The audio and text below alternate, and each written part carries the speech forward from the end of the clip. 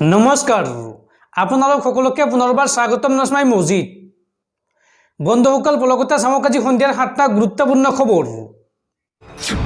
প্ৰথমটো খবৰ, স্মাৰ্টফোন ব্যৱহাৰকাৰীলৈ ভাল খবৰ।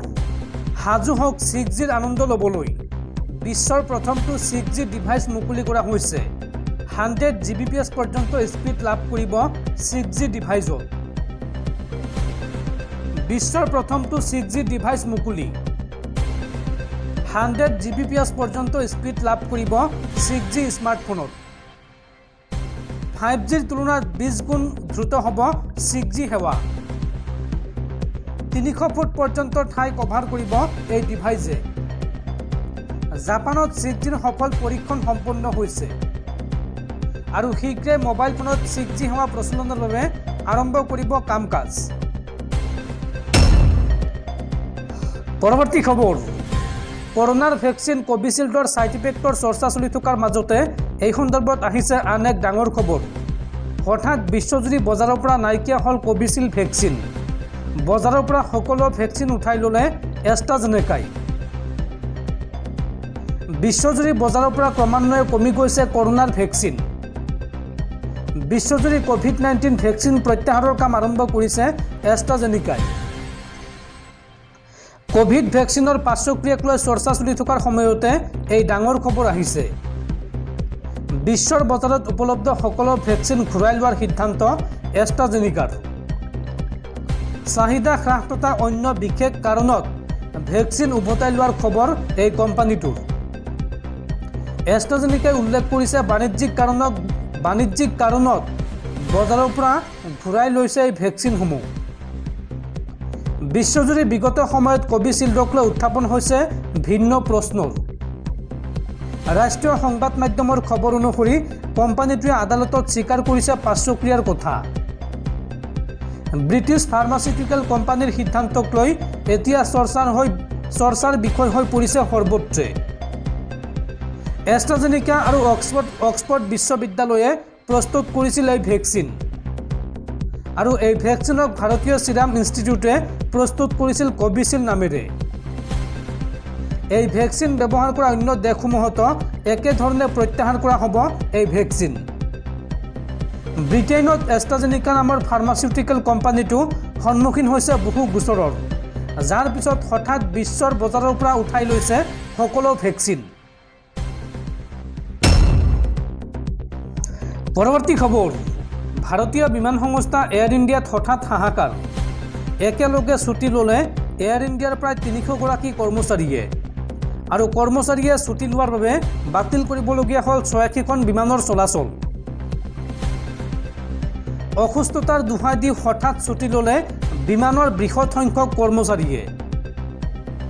কৰ্মচাৰীয়ে ছুটি লোৱাৰ বাবে বাতিল কৰিবলগীয়া হ'ল ঘৰুৱা আৰু আন্তঃৰাষ্ট্ৰীয় প্ৰায় 86খন বিমানৰ চলাচল। এয়াৰ ইণ্ডিয়া আৰু এয়াৰ ইণ্ডিয়া এক্সপ্ৰেছৰ 86খন বিমানৰ চলাচল বাতিল। কৰ্মচাৰীৰ অভাৱ দেখুৱাই কোচি, কালিকট, বাংগালুৰুকে ধৰি ভিন্ন বিমানবন্দৰলৈ চলা বিমানৰ যাত্ৰা হঠাৎ বাতিল কৰা হৈছে। হঠাৎ অসুস্থতা দেখুৱাই নটিছ অবিহনে ছুটি ল'লে কেবিন ক্ৰুৰ প্ৰায় 300 গৰাকী কৰ্মচাৰীয়ে। উল্লেখযোগ্য যে শীঘ্ৰে একত্ৰীকৰণ কৰা হ'ব এয়াৰ ইণ্ডিয়া আৰু এয়াৰ ইণ্ডিয়া এক্সপ্ৰেছ, যাৰ বাবে কেইবাগৰাকী কৰ্মচাৰীয়ে হেৰুৱাব পাৰে চাকৰি। এয়াৰ ইণ্ডিয়া আৰু এয়াৰ ইণ্ডিয়া এক্সপ্ৰেছ একত্ৰীকৰণৰ বিৰোধিতা কৰি আহিছে এই কৰ্মচাৰীসকলে আৰু দৰমহাৰ গাঁথনিক লৈও কৰ্মচাৰীসকলৰ মাজত অসন্তুষ্টি থকাৰ সন্দেহ প্ৰকাশ কৰা হৈছে। বিমানৰ চলাচল বাতিল কৰিবলগীয়া হোৱাত যাত্ৰীসকলৰ ওচৰত ক্ষমা প্ৰাৰ্থনা এয়াৰ ইণ্ডিয়া কৰ্তৃপক্ষৰ।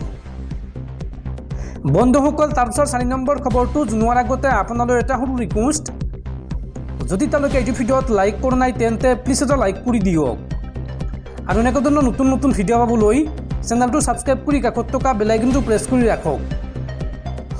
পৰৱৰ্তী খবৰ, ভাৰতীয় বতৰ বিজ্ঞান কেন্দ্ৰৰ আগজাননী। আগন্তুক 48 ঘণ্টাত অসমৰ 26খন জিলাত হ'ব প্ৰচণ্ড ধুমুহা বৰষুণ আৰু প্ৰচণ্ড ধুমুহা বৰষুণৰ লগতে বজ্ৰপাতৰ সম্ভাৱনা আছে। এই আগজাননী দিছে বতৰ বিজ্ঞান কেন্দ্ৰই। আজি অসমৰ 26খন জিলালৈ ইয়েলো এলাৰ্ট জাৰি। ধাৰাসাৰ বৰষুণৰ লগতে হ'ব পাৰে ধুমুহা বজ্ৰপাত। প্ৰতি ঘণ্টাত 40 পৰা 50 কিলোমিটাৰ বেগত বলিব পাৰে ধুমুহা। বৰঝাৰস্থিত আঞ্চলিক বতৰ বিজ্ঞান কেন্দ্ৰৰ এই সতৰ্কবাণী। আগন্তুক 48 ঘণ্টালৈ অধিক বৰষুণৰ সম্ভাৱনা 26খন জিলাত। এই আগজাননী দিছে বতৰ বিজ্ঞান কেন্দ্ৰই। পৰৱৰ্তী খবৰ, IPL জুৱাৰীৰ বিৰুদ্ধে এইবাৰ কঠোৰ হৈ পৰিছে অসম আৰক্ষী। জুৱা খেল দেখিলেই আপুনি খবৰ দিয়ক আৰক্ষীক। এতিয়াৰ পৰা জুৱাৰীৰ বিৰুদ্ধে আপুনি মোবাইলতে দিব পাৰিব অভিযোগ। আপোনাৰ বাবে অসম আৰক্ষীয়ে মুকলি কৰিছে 3টাকৈ বিশেষ ফোন নম্বৰ। এতিয়াই লিখি ৰাখক এই নম্বৰ কেইটা। জুৱা খেল দেখিলে আপুনি খবৰ দিয়ক আৰক্ষীক।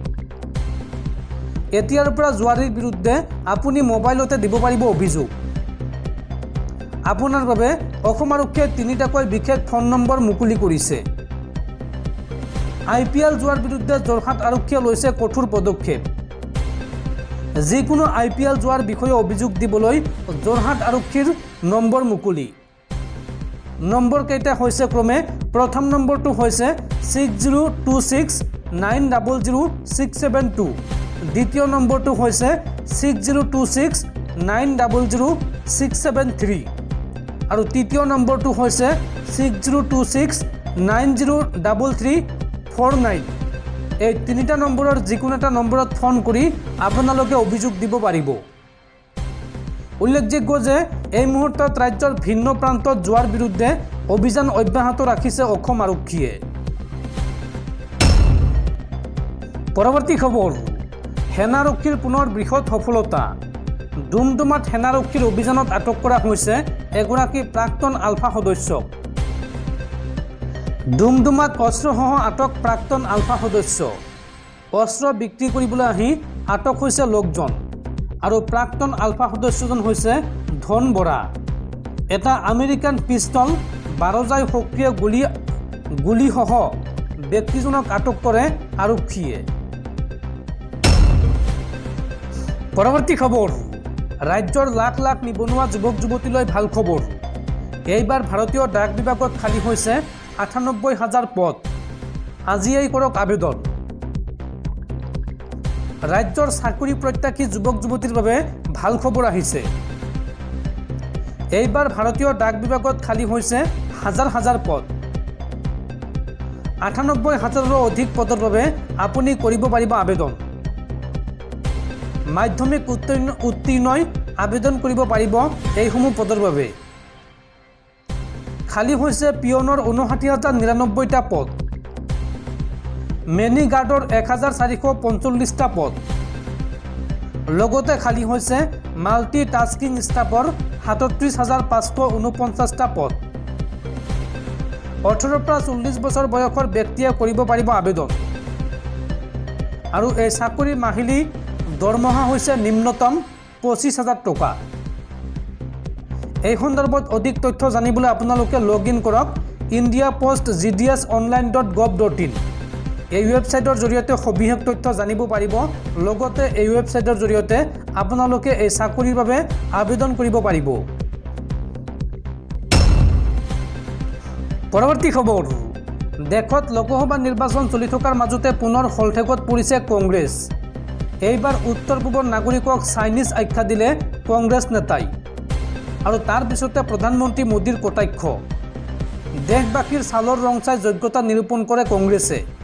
এই মন্তব্য প্ৰধানমন্ত্ৰী মোদীৰ। উত্তৰ পূবৰ নাগৰিকক এইবাৰ চাইনিজ আখ্যা দিলে এগৰাকী কংগ্ৰেছ নেতাই।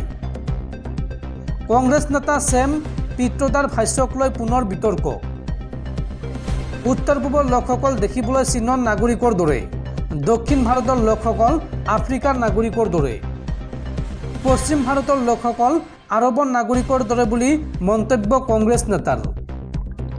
উত্তৰ ভাৰতৰ লোকসকল দেখিবলৈ শ্বেতবৰ্ণৰ লোকৰ দৰে বুলি মন্তব্য কৰে। এটা সাক্ষাৎকাৰত দেশৰ ভিন্নতাৰ ওপৰত ক'বলৈ গৈ এই ভাষ্য কংগ্ৰেছ নেতাজনৰ। আৰু ভাৰতৰ সকলো নাগৰিক ভাতৃ ভগ্নীৰ দৰে বাস কৰি আহিছে বুলি মন্তব্য কৰে কংগ্ৰেছ নেতাজনে। আৰু কংগ্ৰেছ নেতাজনৰ এই সাক্ষাৎকাৰৰ পাছতেই প্ৰধানমন্ত্ৰী নৰেন্দ্ৰ মোদীৰ কটাক্ষ। দেশবাসীৰ ছালৰ ৰং চাই যোগ্যতা নিৰূপণ কৰে কংগ্ৰেছে। এই মন্তব্য প্ৰধানমন্ত্ৰী মোদীৰ।